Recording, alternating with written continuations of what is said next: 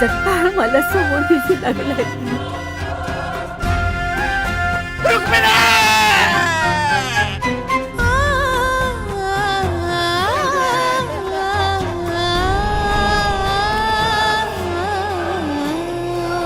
खेळणी बागडणी कुठली, खेळणी बागडणी कुठले, संघर्षाचे जिणे जीवनी, मायेचे ते छत्र हरपले, बालरमाच्या बालपणी, मायेचे ते छत्र हरपले, बालरमाच्या बालपणी. काय झालं बाबा? भूक आणि कष्ट सहन करू आम्ही, पण तुमची तब्येत अजून खराब झालेली आम्हाला बघवणार नाही. बाबा बाबा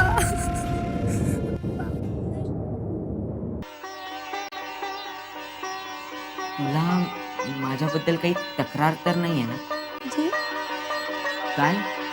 जी नाही. मला अगदी स्पष्टपणे दिसतं येणारा काळ भीमासाठी भयानक संघर्षाचा असेल, पण त्या संघर्षातला भीमाचा विजय मला तुझ्या डोळ्यात अगदी लख्खपणे दिसतो.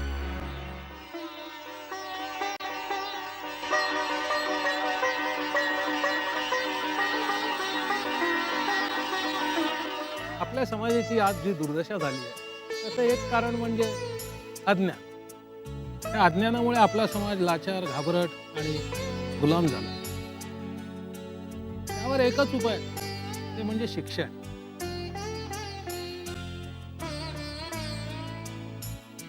ह्याहून अधिक भयंकर समस्या आहे ती जातीयवादाची. या जातीवादाच्या विषयाला कसं काय पचवशील? साहेब,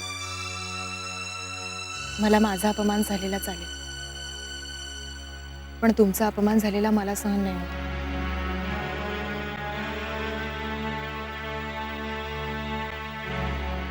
रमा, अगं मरण म्हणजे आयुष्यातलं एक कडवं सत्य आहे. त्यांनी बघितलेली सगळी स्वप्न तुम्हाला पूर्ण करायची आहेत. त्यांनी तुमच्यावर ठेवलेला विश्वास, तुमचा आत्मविश्वास अजिबात डगमगू देऊ नका.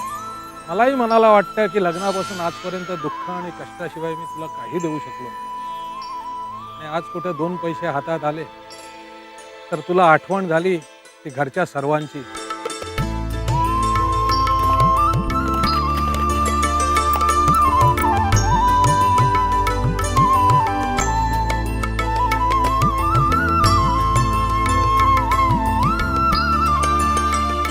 आपण एका आईच्या पोटी जन्माला आलो नाही एवढंच, पण आपलं नातं अगदी सख्ख्या बहिणींसारखं. तू म्हणत होतीस ना, शेजारचे नेहमी टोमणे मारत असतात की एवढ्या मोठ्या माणसाची पत्नी आणि अंगावर एकही दागिना नाही. आता हे दागिने घाल आणि त्या सर्वांची तोंड बंद कर. पैसे कुठून आणले?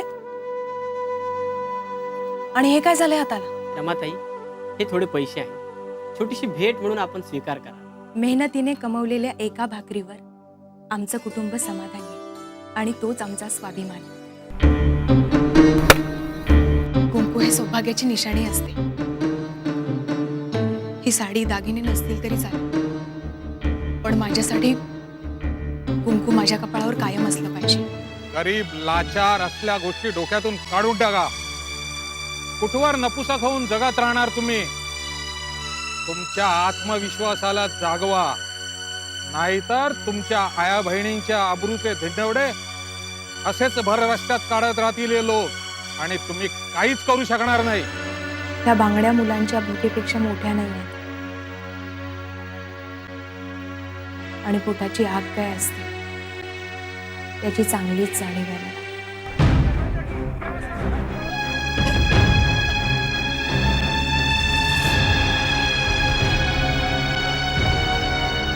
अशा पद्धतीने सामान कशाला बाहेर फेकतं?